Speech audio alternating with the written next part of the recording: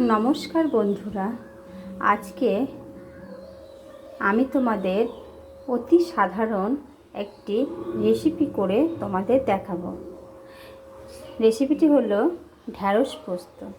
ঢ্যাঁড়স পোস্ত করতে গেলে প্রথমেই আমাদের দরকার হয় ঢ্যাঁড়স। তার জন্যে বাজার থেকে নিয়ে চলে এসেছি ঢ্যাঁড়স, আর তার সাথে দরকার হবে পোস্ত, তার সঙ্গে আদা, 2 কোয়া আদা, আর তার সঙ্গে 4-5টা কাঁচা লঙ্কা। চলুন বন্ধুরা, ঢ্যাঁড়স পোস্ত কী করে বানাবো তোমাদেরকে দেখাই। প্রথমে চুলাতে আমরা কড়াইটা চাপিয়ে দিলাম। এরপরে কড়াইটাকে কিছুক্ষণের জন্য রেখে দেব কড়াইটা গরম করার জন্য। কড়াইটা গরম হয়ে গেছে। এরপর কড়াইতে সামান্য সর্ষের তেল দিয়ে দেব। এইবার সর্ষের তেলটাকে গরম হওয়ার জন্য অপেক্ষা করব। তেলটা গরম হয়ে গেছে। এবার তেলের উপর আমরা কিছুটা কালো জিরে দিয়ে দেব। কালো জিরেটা যখন ফুটফুট করে ফুটবে তখন আমরা ঢ্যাঁড়সগুলো দিয়ে দেব। এরপর ঢ্যাঁড়সগুলোকে আমরা নাড়াচাড়া করে সামান্য লবণ, সামান্য হলুদ গুঁড়ো দিয়ে নাড়াচাড়া করে নেব। এইভাবে আমরা 2-3 মিনিট ঢ্যাঁড়সটাকে নাড়াচাড়া করে দেব। ঢ্যাঁড়সটাকে নাড়াচাড়া করার পর এতে সামান্য পরিমাণে জল দিয়ে দেব। যেহেতু ঢ্যাঁড়স সিদ্ধ হতে বেশি সময় লাগে না, ওই জন্য আমাদের সামান্য পরিমাণে জল দিলেই হয়ে যাবে। সামান্য পরিমাণে জল দেব।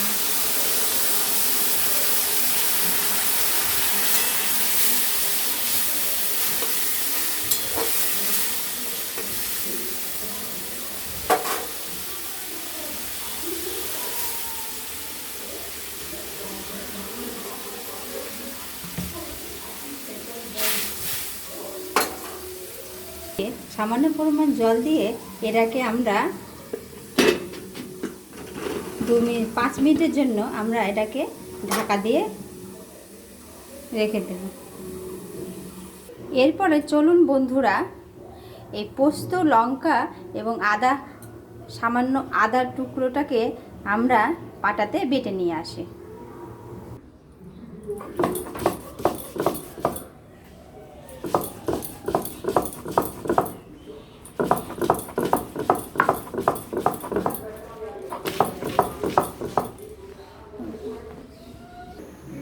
এবার দেখি ঢাকনাটা খুলে ঢ্যাঁড়সটা সিদ্ধ হয়েছে কিনা।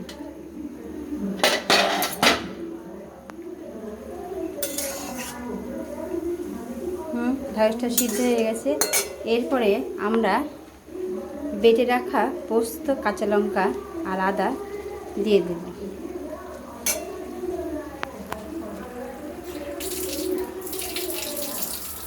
বাটি ধোয়া জলটাও আমরা দিয়ে দেব।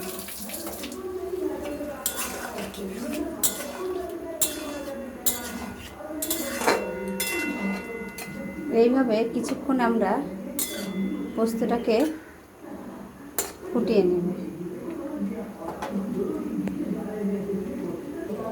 এরপরে আমরা ঢ্যাঁড়স পোস্তর উপর কিছুটা কাঁচা তেল ছড়িয়ে দেব। কাঁচা তেল ছড়িয়ে দেওয়ার পর এটাকে নেড়ে নিলেই আমাদের রেডি গরম গরম ঢ্যাঁড়স পোস্ত। আমার ভিডিওটা যদি আপনাদের ভালো লেগে থাকে তাহলে একটি লাইক এবং সাবস্ক্রাইব করে দেবেন। কেমন বন্ধুরা, আজ এই পর্যন্তই। পরবর্তী রেসিপি নিয়ে আসছি তোমাদের সাথে। টাটা।